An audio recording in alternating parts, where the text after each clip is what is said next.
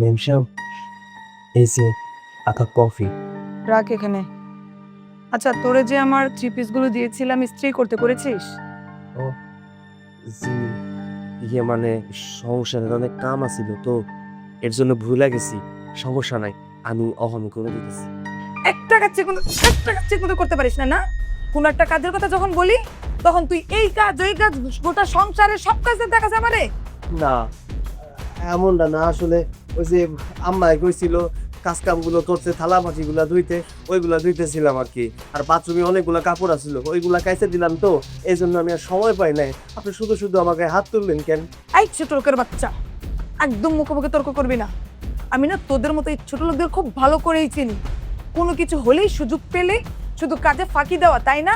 আর জিজ্ঞেস করলেই অজুহাত দেওয়া। দেন মেম সাহেব, আপনার যা মন চায় আপনি আমারই করেন, গালাগালি করেন, কিন্তু আমার মা বাপ পেলে কোনো কথা কইবেন না। কি? যত বড় মুখ নয় তত বড় কথা। তুই আমার মুখে তর্ক করছিস? ছোট লোকের বাচ্চা, তোর এত বড় সাহস! এই, এই, কি শুরু করেছিস তুই? তুই রাশিদ ভাইকে হাত তুললি কেন? কি হয় নাই? এই চাকরের বাচ্চাটাকে বলছিলাম আমার কয়েকটা থ্রি পিস আছে আয়রন করে দিতে, ও সেইগুলো না করে গোটা সংসারের কাজ দেখাচ্ছে আমাকে। এই সামান্য একটা ব্যাপার, এই সামান্য একটা ব্যাপারের জন্য তুই রাশিদ ভাইয়ের গায়ে হাত তুলবি? এই, উনি তো আমারও বড়। তুই কি বড় ছোট মান্য করে তারপরে বিচার করিস না? হ্যাঁ, এই ছোট লোকের বাচ্চাকে আমি আরো মারবো। আর হ্যাঁ, তোমাকে কে বলছে আমাদের দুজনের মাঝখানে আসতে? তুমি আসলেই তো শুধু জ্ঞান দাও। তোমার জ্ঞান আর জ্ঞান আমার শুনতে আর ভালো লাগে না। এখান থেকে যাও তো যাও। বেয়াদবি কম কর সুমাইয়া। বেয়াদবি করতে করতে না তুই বেয়াদবি লিমিট ক্রস করছিস। এটা কিন্তু মোটেও ঠিক না। তুই কিন্তু ভুলে যাস না যে আমি তোর বড় বোন। আরে এই, আমি কি বাবার কাছে বিচার দিব তোর নামে? তুমি বড় বোন হয়েছে বিদায় কি মাথা কিনে নিছো নাকি, যে তুমি যা বলবা তাই আমার মুখ বুঝে সহ্য করতে হবে? শুন, যদি এর একটা কথা বলিস না তোকে থাপড়ে আমি সব কটা দাঁত ফেলে দিব। শোনো, তুমি বাবার কাছে বিচার দিলে আমার কিচ্ছু যায় আসে না।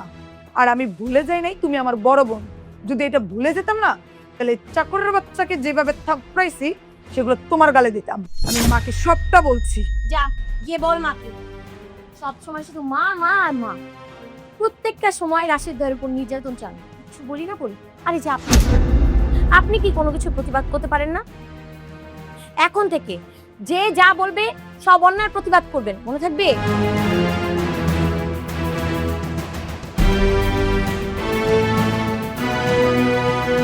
শোনো, প্রস্তাবটা আমি হাতছাড়া করতে চাইতেছি না। ছেলে পক্ষ আজকে ফোন দিছিল, সুমায়ের ও খুব পছন্দ হয়েছে। আরে পছন্দ তো হইবই। আমার মায়ার মতো এই 2-10 গ্রামের মধ্যে এরকম মেয়ে আছে। তা বিয়ার ডেট কবে করবা? আমি কিছু বলি নাই, বিয়া দিব কি দিব না। কেন বলো নাই তুমি?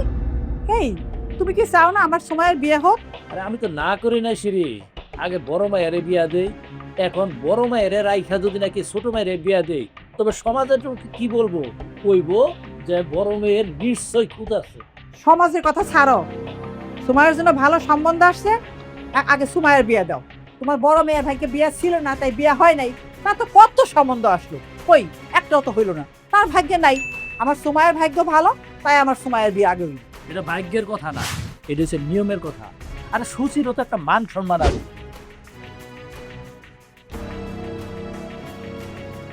মা, তুমি এইখানে? আর ওইদিকে তোমার বড় মেয়ে আমাকে চরম অপমান করছে। তোরা অপমান করছে কেন? তোমার বড় মেয়ে শুধু আমাকে একা অপমান করে নাই, সাথে কাজের লোকটা আমাকে অপমান করছে। কি? ওই চাকরের এত বড় সাহস? হ্যাঁ মা, ওই চাকরের পক্ষ নিয়া তোমার বড় মেয়ে আমাকে অনেক কথা শোনাইছে।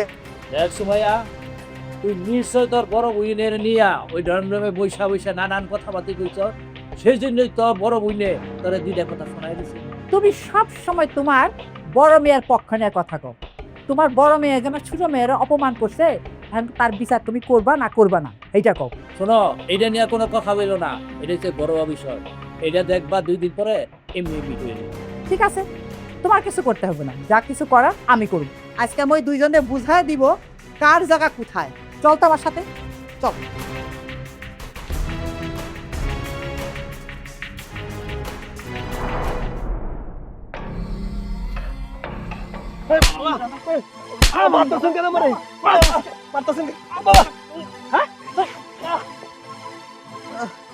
আমারে মারতেছেন কেন? আমি কি করছি? আমার অপরাধটা কি? তুই কি অপরাধ করছস? তুই আমার বাড়িতে থাকস, আমার বাড়িতে খাস, আবার আমার মেয়ের এই কথা শোনাস। আই, তোর এত বড় আসপদ্দা কে দিছে? বিশ্বাস করেন, আমি ছোট আবার লয় কোনো খারাপ আচরণ করি নাই, কোনো বেয়াদবিও করি নাই। আমার কাজে একটু ভুল হয়ে গেছিল, এর জন্য আমার বকাবাজি করছে। তাই আবার বড় আপা আইসা ওনারে দুইটা কথা শুনাইছে। এর মাঝখানে কিছু আমার কোনো দোষ নাই। চুপ কর একদম। আমার নাম তোর মুখে নিবি না। তুই এই বাড়ির চাকর, তোর কাজ জুতা মোছা, মুখ চালানো না। তুই কি ভাবছিস তুই অন্যায় করবি, বড় পাইসা আমারে কথা শোনাইবো? আমি খুব ভালো করেই বুঝতে পারছি। তখন তুই মনে মনে খুব খুশি হচ্ছিলি। তুই ভাবছস প্রতিবারই বড় পাইসা তোরে বাঁচাইবো, তাই না? ছোট আপা, আপনি কিন্তু আমার ভুল বুঝতেছেন। আমি জানি আমি এই বাড়ির চাকর। দেখেন, আমি তো মানুষ, তাই না? আমারও তো আত্মসম্মান বলতে কিছু আছে। আর তাছাড়া বড় আপা আয়সা কিন্তু একেবারে ভুল কিছু কয় নাই। ছোট মুখে বড় কথা বলিস, তাই না? আমাদের দয়ায় খাচ্ছিস, আমাদের দয়ায় পড়ছিস, আমাদের দয়ায় বেঁচে আছিস, তারপরে আবার আমাদের মুখে মুখে তর্ক করতেছিস কোন সাহসে? আরে তোরে যদি মা এই বাড়ি থেকে লাথি মেরে বের করে দেয় না, তাহলে তোর তো কোথাও থাকার জায়গা নাই, দুইটা ভাত খাওয়ার জায়গাও নাই। তাহলে তুই কোন সাহসে আমার সাথে মার সাথে মুখে মুখে তর্ক করিস? বড় আপা যেটা বলছে এর মধ্যে তো আমার কোনো হাত নাই। ছোট লোকের বাচ্চা, হ্যাঁ? তোরা তোরা দয়া করে এই বাড়িতে থাকতে দিছি। যদি থাকতে না দিতাম তোর তো রাস্তায় জায়গা হইতো না, কারণ তুই তো একটা ছোট লোক। একটা কথা কই আপনারে, আমি জানি আমি গরিব মানুষ, আমারও কিন্তু আত্মসম্মান বোধ আছে। বাবা বাবা বাবা, গরিবের আবার আত্মসম্মান? যার পেটে 3 বেলা খাবার জোটে না, পকেটে 10টা টাকা থাকে না, তার আবার আত্মসম্মান বোধ? শোন, গরিব চাকর বাকরদের না আত্মসম্মান বোধ বলে কিছু থাকতে হয় না। তোর মতো তো আমাদের বাড়িতেও একটা চাকর বাকরের মতো আছে, ওই তাদের মতো লোকের সাথে তোর মিলবে, আমাদের সাথে না। আমি তো অনেক জন্য ক্ষমা চাইতেছি, আমারে ক্ষমা করে দেন, আর বড় আপারেও ক্ষমা করে দেন। আজকে তোরা আমি ক্ষমা করে দিলাম। আর যদি কোনোদিন আমার মেয়ের মুখে মুখে কথা কস, জুতায় তোর মুখ লাল করে। মা, এই নোংরা লোকটার সাথে কথা বলা আমাদের সময় নষ্ট করার কোনো দরকার নাই। চলে আসো। যা কাজে যা।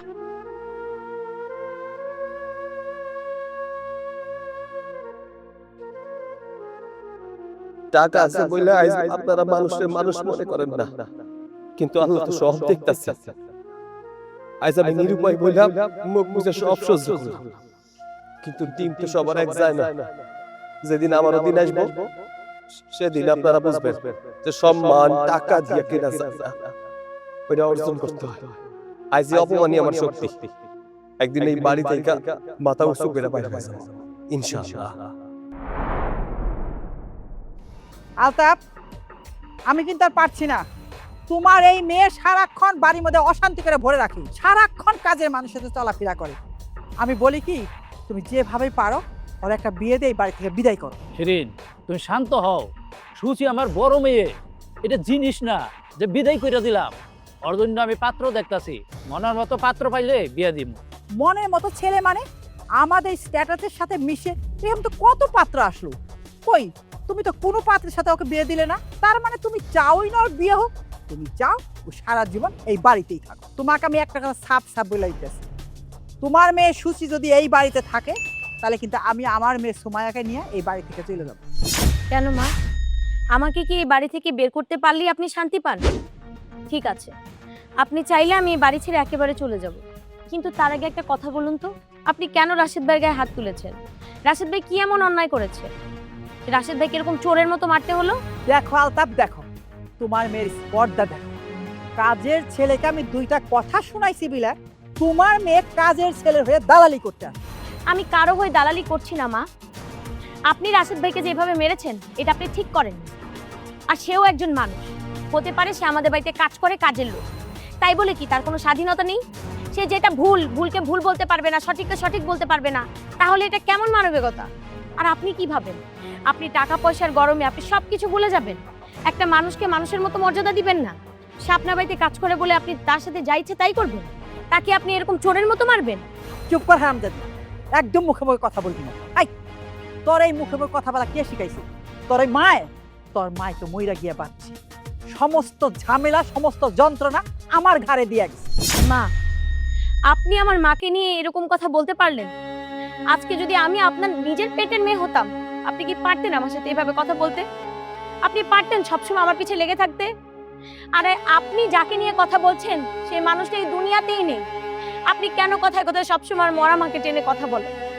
আপনার কি খারাপ লাগে না? এই যে আমাকে কষ্ট দেন, আমাকে আঘাত করে কথা বলেন, আপনার কি একটু খারাপ লাগে না? আর খারাপ লাগবেই বা কেন? আমিও কাকে কি বলছি, কারণ আপনি সবসময় তো চান আমি যেন একটু সুখের মুখ না দেখি, আমি সবসময় যেন কষ্ট পাই। আর কষ্ট দেওয়ার জন্য এসব বলেন তো?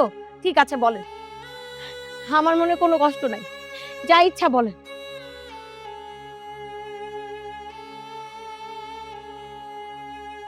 শিরিন, খবরদার কইতাছি, আমার মা মরা মায়াডারে নিয়ে তুমি কোনো কথা কইবা না। হ্যাঁ বলবো, 1000 বার বলবো, 1,00,000 বার বলবো। তুমি তোমার মেয়েরে মাথায় উঠিয়ে রাখছো বইলেই ও আজকে আমার মুখে মুখে কথা বলার মতো সাহস পায়। তোমার আমি সাবধান করে দিতেছি, আজকের পর থেকে আর সুচির মায়েরে নিয়ে আর একটা কথা কইবা না। তোমার এসব নীতি কথা তোমার পকেটেই রাখো। আমি তোমাকে সাফ সাফ বলে দিচ্ছি, তুমি যদি এই ব্যাপারে কোনো ডিসিশন না নাও, আমি কিন্তু এই বাড়ি থেকে চলে যাবো। শিরিন, তুমি কিন্তু ভুল করতেছ। তুমি সুচিকে যত দূরে ঠেলে দিতে চাইতেছ, ও কিন্তু নিজে সিদ্ধান্ত নিতে শিখছে। একদিন তোমার এই অহংকারে কিন্তু পতন হয়ে যাইবে।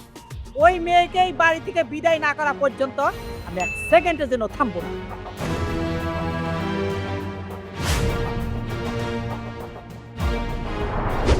ওই চাকরের জন্য তোমার তো মায়া কিসে? ওই চাকর যদি এই বাড়ি থেকে আজকে বের না হয়, তাহলে আমি আমার মেয়ের নিয়ে এই বাড়ি থেকে বাইরে যাবো। চাকর এই বাড়িতেই থাকবো, তোমাকে যদি ভালো না লাগে তোমরা এই বাড়ি থেকে চলে যেতে পারো। আমি একটা জিনিস বুঝতে পারলাম না, ওই চাকরের বাচ্চাটা নিয়ে এত মাতামাতি কিসে? বাবা, তুমি ওই চাকরটাকে এত মাথায় তুলে রাখো কেন বলো তো? চাকরটারে মাথায় তুলে রাখি এই জন্য চাচা। চাচা থাক না, আমার নিয়ে শুধু শুধু প্রতিদিন সংসারে অশান্তি করে লাভ নাই। আমি সিদ্ধান্ত নিছি আমি এই বাড়ি থেকে চলে যাব। দেখেন এই যে ব্যাগপত্র গুছাই নিয়ে আইছি, আমি চলে যেতেছি। যা যা, তুই এই বাড়ি থেকে বাইরে এলে আমরাও বাঁচি। তুই এই বাড়ি থেকে চলে গেলে আমাদের জন্য অনেক ভালো হয়। এতদিন পরে তুই একটা সঠিক সিদ্ধান্ত নিছিস, তাতে আমরা অনেক খুশি। রাশেদ ভাই, আপনি কেন এভাবে বাড়ি ছেড়ে চলে যাবেন শুনি? আপনি যদি এখন বাড়ি ছেড়ে চলে যান তাহলে তো ওনারা খুশি হবে, ওনারা আরো সাহস পেয়ে যাবে। ওনারা আপনাকে এতটাই অপমান করেছে যে অপমান আপনি সহ্য করতে না পেরে নিজ ইচ্ছায় বাড়ি ছেড়ে পালিয়েছেন। তখন তো এটা নিয়ে আবার হাসাহাসিও করবে। তাহলে আপনি কেন চলে যাবেন? এই সংসারে প্রতিনিয়ত আমার নিয়ে অনেক ঝগড়াঝাটি হইতেছে। আমি চাই না আমার জন্য আপনাকে পরিবারের মধ্যে এত ঝগড়াঝাটি হোক, তাই তো চলে যেতেছি। আমি চলে গেলে এই সংসারে আর কোনো ঝামেলা হইব না। এত জ্ঞান দিয়া তোর কোনো লাভ নাই। এই তোর জ্ঞান শুনতে চাইছে কে? হ্যাঁ, তুই চলে যেতে চাইছিস, চলে যা। না রাশেদ, তুই এই বাড়ি থেকে কোথাও যাবি না, তুই এই বাড়িতেই থাকবি। আমি বুঝতেই পারতেছি না, তুমি এমন ভাবে কথা বলতেছো মনে হয় চাকরটা তোমার পোলা। হ্যাঁ, ও আমার পোলা, ও আমার নিজের পোলা না হইল আমি ওরে এই বাড়িতে রাইখা আমার বড় মায়ের বিয়া দিয়া তারপর আমি পোলা হিসেবে এই বাড়িতে রাখি। ছি ছি ছি ছি ছি, তুমি এত রুচিহীন। মা, চেপে যা। আমি চাই ওর সাথে আমার বড় মায়ের বিয়া হোক। কিরে, তুই রাজি? বাবা, তুমি আমাকে ছোটবেলা থেকে যা বলেছো আমি সব কথাই মেনে নিয়েছি, কোনোদিন কি না করেছি? এখনো তুমি যা বলবে তাই। তুমি আমাকে যার সঙ্গে বিয়ে দিবে আমি তাকেই বিয়ে করব, আমার কোনো আপত্তি নেই। রাশেদ, তুই তো আমার পরিবারের সমস্ত কথাই জানোস, এখন তুই বল আমার মেয়েরে কি তুই বিয়ে করতে রাজি? মানে আমি হইলাম গরিব মানুষ, আপনার মায়ের কাছে আমি বিয়ে করবো তার কি যোগ্যতা আছে আমার? আর তাছাড়া ওনার মতো ভালো মায়ের বিয়ে করার মতো সৌভাগ্য কি আর আমার আছে? এর চেয়ে বড় পাওয়া আর কি হইব কন্ত? শোন, আজকের পর থেকে এই রাশেদ দিব তোর স্বামী, তুই এই রাশেদরে কোনো দিন অসম্মান করবি না। না বাবা, আমি তাকে কোনোদিনও অসম্মান করব না। যে আমার স্বামী হবে আমি তাকে মাথার তাজ বানিয়ে রাখবো। সেই বাড়ির চাকর না কি কি কাজ করেছে আমার এত কিছু দেখার দরকার নেই। আমি তাকে যদি বিয়ে করি সে তখন হবে আমার স্বামী, আর আমার স্বামীকে আগলে রাখার দায়িত্ব হচ্ছে আমার। ঠিক আছে, তোদের বিয়ে আমি আজকেই দিতেছি। এই তুমি কেমন বা? হ্যাঁ, যাই না শুনে তোমার নিজের মেয়ের একটা চাকরের লোক বিয়া দিতেছ। আহা মা, একটু চুপ দেখো না। দেখ না চাকরের সাথে বিয়ে, তারপর মজা বুঝবে। কত ধানে কত চাল হয় পরে বুঝতে পারবে। জানো, আজকে নিজের অনেক ভাগ্যবান মনে হইতেছে। আমি কোনোদিন ভাবতেও পারি নাই যে এত বড় ঘরে আমি বিয়ে করতে পারবো। আমি একবার একজন চাকর হইয়া মালিকের মাইয়ার বিয়ে করছি। চিন্তা করা যায় আমার কপালটা কত বড়। সবই হচ্ছে কপাল। আমার কপালে লেখা ছিলেন আপনি, তাই আপনি আমার স্বামী হয়েছেন। দেখেন, আপনি যখন আমাদের এই বাড়িতে কাজের জন্য আসছিলেন, তখন আপনাকে দেখে আমার বেশ ভালো লেগেছিল। মনে হয়েছিল একটা ভদ্র, একটা শান্ত, কত সুন্দর একটা ছেলে। এই ছেলে কি মানুষের বাসায় কাজ করার মতো ছেলে? তারপরে আবার যখন আপনি বললেন আপনার দুঃখের কথা, আপনি বললেন আপনার কেউ নেই, তারপর আপনার জন্য কিছুটা মায়াও হয়েছিল। বিশ্বাস করতে শুরু করলাম যে সুন্দর হলে কি হবে, মানুষের ভাগ্য অনেক সময় অনেক খারাপ হয়। তারপর থেকে যখন দেখলাম আমার মা, আমার বোন সবসময় আপনার উপরে এত অত্যাচার করে, তারপরেও আপনি কোনো প্রতিবাদ করেন না, মুখ বুজে সব সহ্য করেন, তখন একটু খারাপও লাগতো জানেন। একটু বলবো না, অনেকটাই খারাপ লাগতো। কেন জানি মনে হতো আপনি আমার আপনজন। তোমার সরলতা আর সাহস আমার মুগ্ধ করছে। এই বাড়িতে আসার পর তোমার অনেক ভালো লাগতো, কিন্তু তোমার বোনের যে ব্যবহার, তাতে আমার মনে হইতো কি এই বাড়ি থেকে চলে যায়। শুধু তোমার জন্য এই বাড়িতে ছিলাম। শোনো, আজকাল না তোমার একটা জিনিস দিতে চাই। মানে আমার খুব আশা ছিল যে আমি যখন বিয়া করবো, আমার বাসর ঘর হইব, তখন আমি আমার বউরে একটা জিনিস দিব, উপহার দিব। তুমি কি নিবা? দাও। আচ্ছা, এই যে এই দেখো, এটা তোমার সামনে। এটা তো স্বর্ণের হার। এত দামি হার আপনি কোথায় পেলেন? এইটা হইতেছে অনেক পুরাতন। আমার দাদার বাপ আমার দাদিরে দিছিল, আমার দাদি আমার মায়ের দিছিল। আমার মা এটা রাইখা দিছিল আমার বউয়ের জন্য। সে তো নিজে হাতে দিতে পারে নাই, এই জন্য আমি আগলায় রাখছিলাম। তাই ভাবছিলাম বাসর ঘরে আমি আমার বউরে দিব, তাই তোমার দিলাম। আমার পছন্দ হয়েছে। এই হারটা হচ্ছে আমার জীবনের শ্রেষ্ঠ একটা উপহার। আপনি আমাকে বিয়ের পর প্রথম কিছু দিয়েছেন, এটা আমি আগলে রাখবো, অনেক যত্ন করে রাখবো, হারাতে দিব না। আর আপনি তো এখন আমার জীবনের সবকিছু। আপনি ছাড়া আমি কোনো কিছুই ভাববো না আজকে থেকে। তুমি চিন্তা করো না, আমি যা ইনকাম করি তা দিয়ে আমাকে সংসার চলে যাবে। শুধু ভাবতাছি সকালবেলা হইলে তোমার মা তোমার বই আমার লগে কি আচরণ করে। আচ্ছা, একটা কথা কই, তোমার মা বোনের খারাপ আচরণের পর তুমি আবার কোনদিন খারাপ আচরণ করবে না তো? আবার তুমি আমার ভুলে যাইবে না তো? আপনি যদি আমার পাশে থাকেন তাহলে কোনো ভয় নেই। পুরো দুনিয়া একদিকে আর আমার জন্য এখন আপনি আরেকদিকে।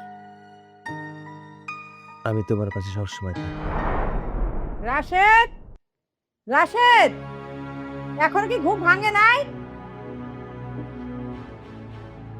আমার আছেন? এই যে নবাবজাদা, হ্যাঁ? সূর্য তো মাথার উপরে উঠে গেছে। কি বাজার যাইতে হবে না? বাজার করতে হবে না? এইভাবে ঘরে শুয়ে থাকলে খাওন কি আকাশ থেকে উড়ে উড়ে আসবো? আমার ঘরে একটু কাম আছে তো, তাই কিছু না। আপনি কোনো চিন্তা করেন না, আমি ওখানে যাইতেছি, যাই বাজার করে নিয়ে আসছি। এই খবরদার, খবরদার, তুই আমার মা বলবি না। তুই গতকালও চাকর ছিলি, আজকেও চাকর, আগামীকালও তুই এবারে চাকরি খাবি। জি আম্মা, আপনি রাগ করবেন না, আমার ভুল হয়ে গেছে। আচ্ছা, আমি বাজারে যাইতেছি, যা যা লাগবো আমি আনতেছি। শোন, তোর সাথে যে আমার সতীনের মেয়ের বিয়ে হয়েছে সেটা তো মানেই না। আমার স্বামী মাথা খারাপ হয়েছে, তাই তোর লগরে বিয়ে হয়েছে। আর শোন, আমি এত কথা ভালো লাগতেছে না আমার। বাজারে যা, বাজার থেকে বাজার করে নিয়ে আয়। আর আমার ছোট মেয়ে যা যা বইলা দিছে বাজার থেকে সব ঠিক মতো নিয়ে আসবে। যা, বাজারে ব্যাগ নে, বাজারে যা। দাঁড়াও, কোথায় যাচ্ছ তুমি? বাজারে যাচ্ছ? তুমি এই বাড়ির একটা কাজও করবে না। কতবার মানা করেছি তোমাকে? কি বললি তুই? কি রে, তোর স্বামী কি রাজপুত্র হয়ে গেল যে ঘরে বসে থাকবো, বাজার করবো না? সে রাজপুত্র কিনা আমি জানি না, তবে সে এই বাড়ির জামাই। আর এই বাড়ির জামাই হয়ে সে কোনো চাকরের মতো কাজ করতে পারবে না। আর মা, আপনি কি একটা কথা কিছুতেই বুঝতে পারেন না? আর কতবার বললে বুঝবেন? আপনি আজকের পর থেকে রাশেদকে দিয়ে কোনো কাজ করাবেন না, এই কথাটা আমি কতবার আপনাকে বলেছি। তারপরেও কেন ভুলে যান? রাশেদ আর এই বাড়ির চাকর নেই, ও এখন আমার স্বামী। আর আমার স্বামী চাকর বাকরের মতো কাজ করবে, আপনাদের হুকুমের গোলামি খাটবে, এটা আমি চাই না। ওরে আমার দরদ রে, কালকে এই বাড়ির চাকর, আজকে এই বাড়ির জামাই। ও ঘরে বসে বসে খাইবো, এইবার কি তা হবে না, কাজ করে খাইতে হবে। না, আমার স্বামী কোনো কাজ করবে না। আপনার যদি এতই কাজ করানোর লোকের প্রয়োজন পড়ে তাহলে আপনি একটা কাজের লোক নিয়ে আসুন, তাকে দিয়ে সব কাজ করাবেন। আর আমার স্বামী কোনো কাজ করবে না। রাশেদ, আজকের পর থেকে একটি কাজও করবে না। চলো, ব্যাগ রাখো। চলো।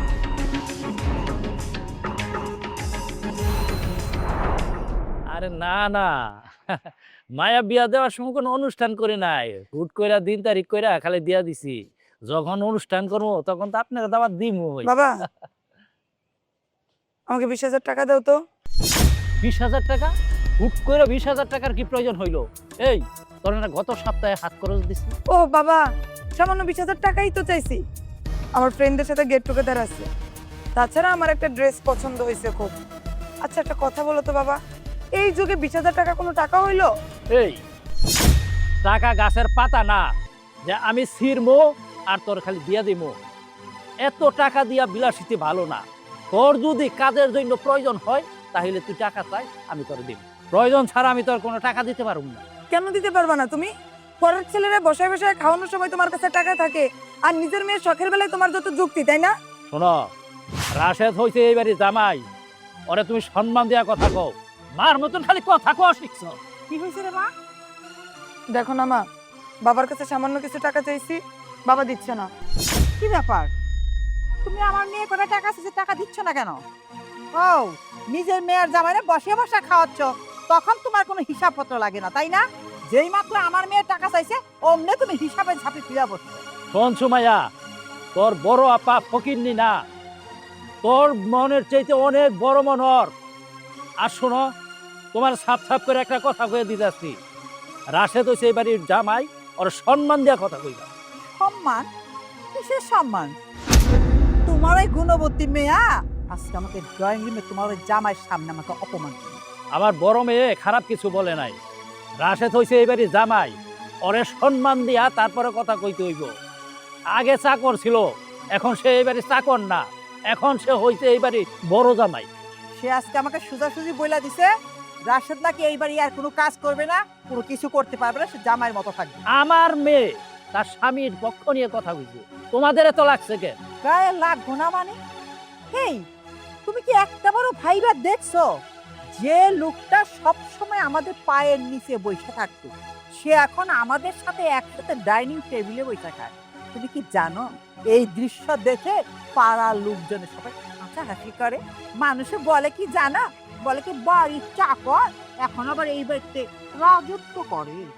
মা তো ঠিকই বলছে, আমার থেকে বড় আপু আর তার ওই চাকর জামাইকেই বাবা খুব বেশি ভালোবাসে। আচ্ছা বাবা, তুমি কি চাও বলো তো? তুমি কি চাও না যে আমি ভালো ড্রেস পরে একটু স্ট্যাটাস মেনটেন করে চলি? তাতে তোমার কি সমস্যা? নাকি তুমি চাও তোমার বড় মেয়ে যে চাকরের বউটা তার মতো ফকিন্নি হয়ে আমি চলি? কোনটা? আজকের পর থেকে আমার বড় মায়ারে তুমি কিচ্ছু কইতে পারবে না। শোনো, তুমি তোমার মেয়ের চাকরের সাথে বিয়ে দিছো না, আমিও দেখবো তোমার মেয়ে ওই চাকরের সাথে কিভাবে সংসার করে। মা চলো।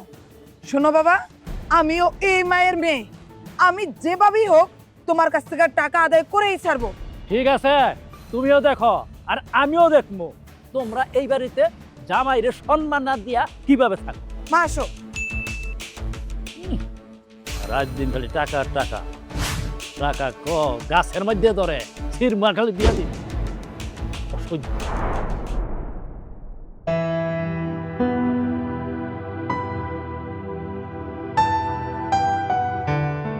ওয়ালাইকুম আসসালাম।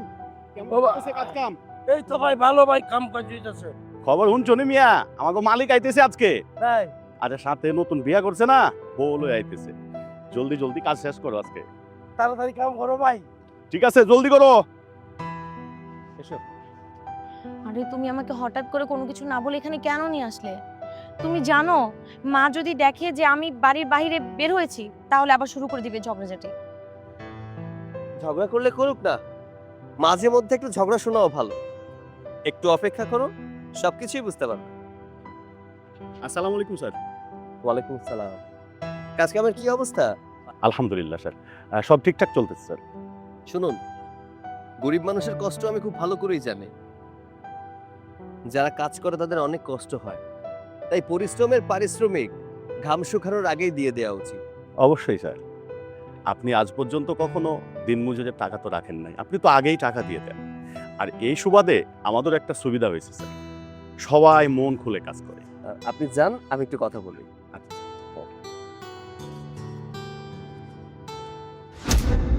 এই আমি না কোনো কিছুই বুঝতে পারছি না। একজন আসলো, এসে তোমাকে স্যার বললো, আবার কি বললো, এই সাইডটা তোমার, আমার মাথার উপর দিয়ে সব যাচ্ছে। তুমি কি আমাকে কিছু ক্লিয়ার করবে নাকি? আচ্ছা ঠিক আছে, আমি তোমাকে ক্লিয়ার করে বলছি। শোনো, আমার পরিচয় আমি তোমার কাছে গোপন করেছিলাম, কজ আমি চাইনি আমার পরিচয়টা তোমরা জানো। আমি একজন শিল্পপতির সন্তান, সেই সুবাদে আমিও শিল্পপতি। আমার টাকা পয়সা বাড়ি গাড়ির কোনো কিছুর অভাব নেই, শুধুমাত্র তোমাদের ওখানে কাজের লোক হিসেবে ছিলাম। আমি না একটা কথা বুঝতে পারছি না, তুমি যদি কোটিপতি ছেলেই হয়ে থাকো, তোমাদের যদি এই সব কিছু থাকে, তারপরেও কেন তুমি আমাদের বাড়িতে এতদিন চাকরির কাজ করলে বলো? প্রথম যেদিন আমি তোমাকে দেখেছিলাম, তোমাকে আমার ভালো লেগেছে, কিন্তু তখন আমি তোমাকে কিছুই বলিনি। কোন এক রাস্তার মোড়ে তুমি একজনকে সাহায্য করছিলে, বিষয়টা আমার মনে দাগ লেগে যায়। এর জন্য ভাবলাম তোমাকে বিয়ের প্রস্তাব নিয়ে তোমাদের বাড়িতে যাব। গিয়েছিলাম, আমি যাইনি, আমার আত্মীয় স্বজনের কেউ একজন গিয়েছিল। ওখানে গিয়ে তারা দেখলো তোমার মা তোমাকে গরিবের সাথে বিয়ে দিতে চায়, কারণ আমি তো বড় লোকের সন্তান। তাই ভাবলাম তোমাকে বিয়ে করতে হলে হয়তো আমার গরিবই হতে হবে। তোমার মায়ের কাছে যদি আমি বলি যে আমি বড় লোক বা আমার টাকা পয়সা অনেক বেশি আছে, হয়তো তোমার সাথে আমাকে বিয়ে দিবে না। দ্যাটস ওয়াই আমার পরিচয়টা গোপন করতে হয়। তুমি যেহেতু এত বড় লোকের ছেলে, এটা আমি মাকে বলবো। মা তো এতদিন তোমাকে অনেক অবহেলা করেছে, মারধর করেছে, কথায় কথায় ফকিন্নির বাচ্চা বলে গালাগাল দিয়েছে। এখন যদি শুনে তুমি অনেক বড় লোকের ছেলে, মা তো খুশি হয়ে যাবে আর আমাদেরকে মেনেও নিবে। এই না, এখন কিছু বলতে হবে না। যদি বলারই হতো তাহলে তো আমি নিজে থেকেই বলতে পারতাম। আমি শুধুমাত্র তোমাকে আমার পরিচয় জানানোর জন্য এখানে নিয়ে এসেছি। যখন সময় হবে আমি তখন বলবো। তুমি কেন বলতে না করছো বলো তো? তোমার উপর এত অত্যাচার হয়, এত কিছু শোনো তুমি, তাহলে আমি কেন বলবো না? আমি এটা দেখতে চাই তোমার মা তোমার বোন কতটা নিচে নামতে পারে। ঠিক আছে, তুমি যা বলবে তাই। আর কয়েকটা দিন অপেক্ষা করো না, তারপর সবকিছু ঠিক হয়ে যাবে। আমি তো আছি, টেনশন করো না। হ্যাঁ চলো, পুরো সাইডটা তোমায় ঘুরিয়ে দেখাই, এসো।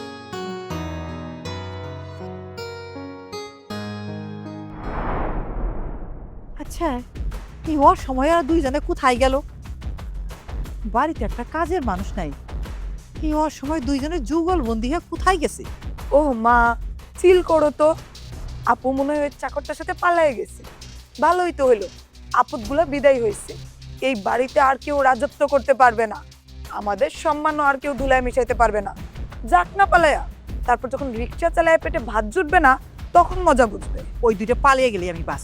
তোর বাপ আছে না, বাপের লিগে আমি বাই করতে পারতেছি না, নাহলে কবে দিনে বাই করে দিতাম। এই দুইটার লগে এক টেবিলে বসে খাইতে হইব না। তুমি ঠিক কইছো মা। এই, তোরা দুজন কই গেছিলি? আমি তো ভাবলাম তোরা দুজন পালাইছস। হ্যাঁ, এখন তো দেখি যে দুইজনে হাতের উপর হাত রাখা যুগল বন্ধ হইয়া ঘুরে বেড়াইতেছ। বাড়ির যত কাম করে রয়েছে, কাম করবো কেরা? পালিয়ে যাব কেন চোরের মতো? এইটা আমার বাবার বাড়ি, এই বাড়িতে আমার মায়ের অনেক স্মৃতি জড়ানো। এই বাড়ি ছেড়ে আমি কোথায় যাব? আর তাছাড়া আমি আমার স্বামীর সঙ্গে ঘুরতে গিয়েছিলাম, আর আমার স্বামীর সঙ্গে আমি যখন তখন বাইরে যেতেই পারি। ওইটার জন্য আমি কাউকে কৈফিয়ত দিব এটা মনে করি না। মা, বোঝো না, চাকরের বাচ্চার পকেটে মনে হয় টাকা নাই। এই, তোরা দুজন যেহেতু বাড়ি থেকে বের হয়ে গেলি, আবার ফিরে আসলি কেন? ফিরে এসে আবার নাটক শুরু করছস? এই, তোরা না আমি বাজার করতে কইছিলাম, বাজার করছ না কেন? আম্মা, আপনি কিছু মনে করেন না, আসলে ওরে নিয়ে একটু ঘুরতে গেছিলাম তো, এর জন্য বাজারটা করা হয় নাই। আপনি একটু দাঁড়ান, আমি যাই বাজারটা ঘুরে নিয়ে আসি। না, তুমি কোথাও যাবে না। আর মা, আমি আপনাদেরকে বলেছি না, আপনারা যদি ওর সাথে ভালো ব্যবহার করতে পারেন তাহলে করবেন, আর না পারলে কথা বলবেন না। আর শুনেন মা, ও কিন্তু এই বাড়ির জামাই আর চাকর নেই, তো যখন তখন আমার স্বামীকে কোনো কাজে অর্ডার করবেন না। চলো। দেখলি মা, আমার বাড়িতে থাইকে আবার আমার উপর চোখ রাঙা কেমন কথা কয়। মা, ওই চাকরের বাচ্চাটা আপুকে এমন কি জাদু করছে যে আপু তোমার মুখের উপর কথা বলছে?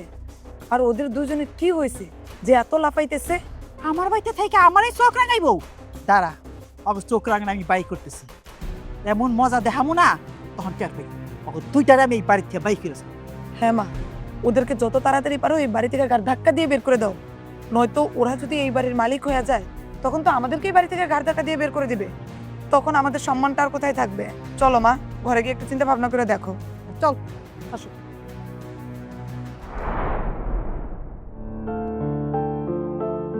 বাবা, মা কি ঘরে নাই? না, তোর ভাই তো ঘরে নাই, ওই বাইরে বইসা সুমায়ারে নিয়া আমগো বিষয় নিয়া উদ্যমী করে আছে। রাত দিন তো খালি আমগো নিয়া বদনাম কয়। বাবা, তোমাকে আমি একটা কথা বলতে চাই। দেখো, অনেক দিন তো হলো এই বাড়িতে আছি। বিয়ের পর সব মেয়েরই ইচ্ছা তার স্বামীর ঘরে যাওয়ার, শ্বশুর বাড়ি যাওয়ার। আমিও চাই আমি আমার শ্বশুর বাড়ি চলে যাব, এখানে আর থাকবো না। বারে, তুই শ্বশুর বাড়িতে চলে যাবি, এটা তো ভালো কথা, খুশির কথা। কিন্তু রাশেদ তো আমাকে বাড়িতে চাকর থাকতো। তুই যদি রাখি শ্বশুর বাড়িতে যাস, রাশেদ কি তোরে নিয়ে রাখতে পারবো? ওর কি জায়গা সরস্বতী বাড়ি ঘর আছে? বাবা, এইসব নিয়ে তুমি ভেবো না, আমার কপালে যা লেখা আছে তাই হবে। কিন্তু এইখানে এভাবে আমি আর অপমান সহ্য করতে পারছি না। বাবা, তুমি দেখোনি রাশেদকে বিয়ে করার আগেও মা আর সুমাইয়া মিলে রাশেদের উপর কি অত্যাচারটাই না করতো। এখন আমি রাশেদকে বিয়ে করেছি, সে আমার স্বামী, এখনো তার উপর অত্যাচার করে, তাকে নানান কাজের হুকুম দেয়, তাকে দিয়ে জুতা সেলাই করানো থেকে শুরু করে কাপড় ধোয়ানো থেকে শুরু করে সব করায়। আচ্ছা বাবা, তুমি একটা কথা বলো তো, চাকর হোক বা যাই হোক, এখন তো রাশেদ আমার স্বামী। আমার স্বামীকে দিয়ে যদি আমার ছোট বোন আমার সামনে জুতো পরিষ্কার করায়, কাপড় ধোয়, তাহলে আমার কেমন লাগে স্ত্রী হিসেবে বলো? আমার কি কষ্ট হয় না? কোন মেয়েটা চায় বলো তার স্বামীর উপরে সবাই মিলে অত্যাচার করবে আর ওই মেয়েটা চুপ করে সবকিছু সহ্য করবে? হ্যাঁ, আমি জানি রে মা, তবু উপরে অনেক অত্যাচার হইতাছে, রাত দিন তবু অনেক কথা কর, তোরা সহ্য করে থাকতাছস। এই জন্যই এখন আমার সাইরা তুই তো শ্বশুর বাড়ি চলে দিতে চাইতেছিস। যা, আমি বাধা দিব না। বাবা, আমি জানি তোমার কিছু করার নেই, তুমি নিজেও পরিস্থিতি শিকার। কারণ তুমি ছোট মাকে বিয়ে করে আনার পর থেকে ছোট মা সবসময় তোমার বিপক্ষে, কোনোদিনও তোমার কোনো কথা শুনেনি। আর এখন নতুন করে সে শুনবেও না, সে যা ভালো বুঝে সবসময় তাই করে। বাবা, সব কিছু বাদ দাও, আমি শুধু তোমার অনুমতি চাই। তুমি আমাকে অনুমতি দিলেই আমি এই বাড়ি ছেড়ে চলে যাব। তবে একটা কথা মা, যাওয়ার আগে তুই আমার কাছ থেকে তোর অধিকারটা নিয়ে যাস। একটু পরে জামাইরে নিয়া ওই ড্রয়িং রুমে। ঠিক আছে আব্বা, তাহলে এখন আমি যাই, তোমাদের জামাইরে নিয়ে পরে ড্রয়িং রুমে আসতেছি। ঠিক আছে, যা। শোনো, আমার যা জায়গা সয় সম্পত্তি আছে, আমি সিদ্ধান্ত নিছি সমস্ত সম্পত্তি আমি আমার দুই মায়ের নামে লিখে দিয়ে দিব। কেন সমানে 2 ভাগ তো বা কেন? আমার মেয়ে ছোট, ও বেশি পাবে। কেন বেশি পাইব? এই দুইজনই তো আমার মাইয়া। আমি সিদ্ধান্ত নিছি আমি সমানভাবে ভাগ করে দিব। দেখো বাবা, আমি এই পরিবারের ছোট মেয়ে, বিশেষ সম্পত্তি যা দেওয়ার তা তুমি আমাকে দিয়ে দিবা। তাছাড়া আপুর তো এখন বিয়ে হয়ে গেছে, আপু বিশেষ সম্পত্তি দিয়ে কি করবে? তাকে তার জামাই চালাবে, তার কোনো সম্পত্তির দরকার নেই। দেখো, তোমাকে আমি বারবার কইতাছি, তুমি কিন্তু সংসারে অশান্তি সৃষ্টি করবা না। সম্পত্তি বেশিরভাগ আমার মেয়েই পাবে। তোরা মানস আর না মানস তাতে আমার কিচ্ছু আসা যায় না। আমি যা একবার বলছি তাই হইব, আমি সমানভাবে বানাবো। বাবা, আমাদের এই সয় সম্পত্তির কোনো কিছুর দরকার নেই, আর এই সম্পত্তির প্রতি আমার কোনো লোভও নেই। যেদিন মা মারা যাওয়ার পরে তুমি বিয়ে করে এই মাকে নিয়ে আসলে, তখন থেকে আমি ভেবেছিলাম আমি যখন বড় হব বা সম্পত্তির ভাগের কথা আসবে, তখন এই ঘরে যখন ভাই বোন হবে, আমি তাদের সাথে সম্পত্তি নিয়ে কখনোই ঝগড়া করব না। কারণ যে আমার বড় সম্পত্তি ছিল আমার মা, সেই তো আমার জীবনে নেই। আমি আর বাকি সম্পত্তি দিয়ে কি করব বাবা? আর তাছাড়া এখন আমার কাছে সবচেয়ে বড় সম্পদ হচ্ছে আমার স্বামী, যেটা আমার কাছে আছে, যে আমাকে ভালোবাসা দিয়ে সবকিছু দিয়ে বুঝিয়েছে। আর আমার স্বামীর যে সম্পত্তি আছে, সেই সম্পত্তির কাছে আমাদের এই বাড়ি জমি জমা কিছুই না বাবা। স্বামীর সম্পত্তির কথা বলতেছে? কিসের স্বামীর সম্পত্তির কথা বলতেছে আপু? তোমার স্বামী তো একটা কাজের লোক, চাকর এবারে। তোমরা সবাই ভুল জানতে, আমার স্বামী কাজের লোক না। আমার স্বামী কোটিপতি, আর আমার স্বামীর কাছে অনেক টাকা পয়সা আছে। রাশেদ, তুমি কি সত্য কথা বুঝতেছ? আব্বা, আপনার মেয়ে ঠিক কথাই বলেছে। আমি কোনো চাকর না।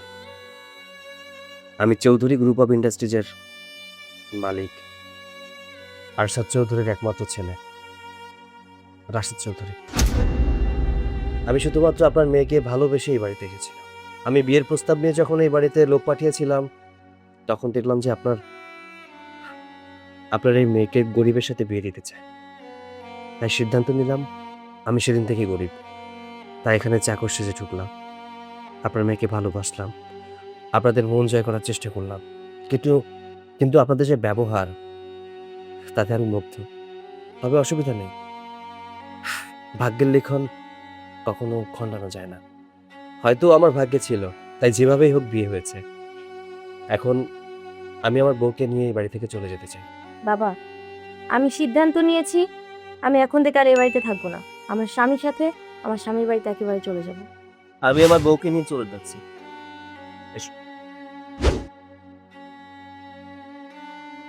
দেখছ, তুমি সারা জীবন যারে চাকর বইলা ডাকছো, চাকরের মতন কাম কাজের মধ্যে তুমি ফরমাইশ দিছ, সে আসলে চাকর না, সে কুটিপতি।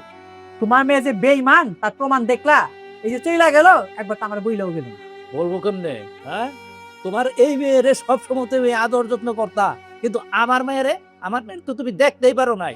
সারাটা জীবন তুমি অশান্তিতে রাখছো, সেই জন্যই আজকে যাওয়ার সময় তোমারে বইলা যায় নাই। শোনো, তোমার আমি একটা কথা কই, আমার মায়ের জীবনটা তো তুমি নষ্ট করতে চাইছিলা, সেটা পারলা না। তোমার আমি অনুরোধ করে কইতাছি, তোমার এই ছোট মেয়েটার জীবনটা নষ্ট কর।